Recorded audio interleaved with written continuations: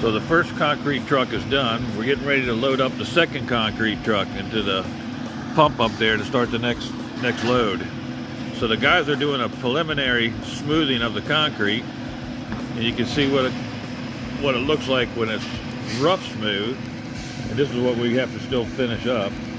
And we still got another area back here where we have to hand tool this and make it a lot smoother, but we need the concrete to set up a little bit before we can get on it. The guys will get on there with a couple boards and knee pads and spread it out by hand. But for right now, we're using the wide board here. It's 8 foot wide, and he's just smoothing everything out as he goes along. Back-breaking work right there. There's another guy behind him with a shovel adding concrete to make sure we get the right thickness. Now here we go with the next load. Right below us, there's a pipe and the concrete going. He just gave him the signal to go ahead and let her rip. Let's pour some more concrete. So he's pulling up the wire, making sure it's centered of the slab. And here comes our concrete.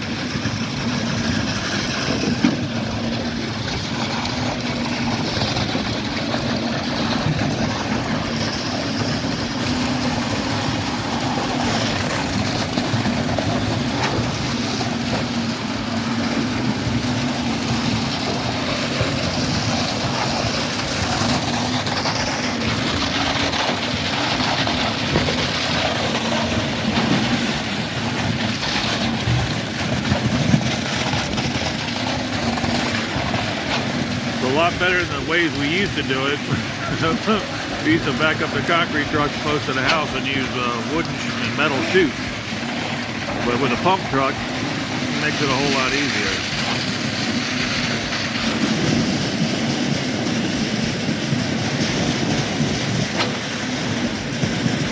Now he's going to let that sit for a little while, I think. No, just keep going. And these guys are still spreading it out up on the other end. Now he's got the next tool, which is a lot smoother, and putting a lot better finish on it. This one's a metal rake instead of the wooden one. And it's giving it a lot better finished edge.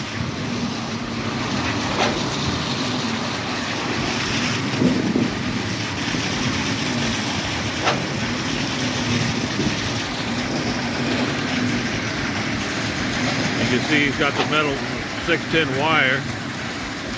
Remember, we got our depressed slab that holds our 2x6 bearing walls to support the floor system above.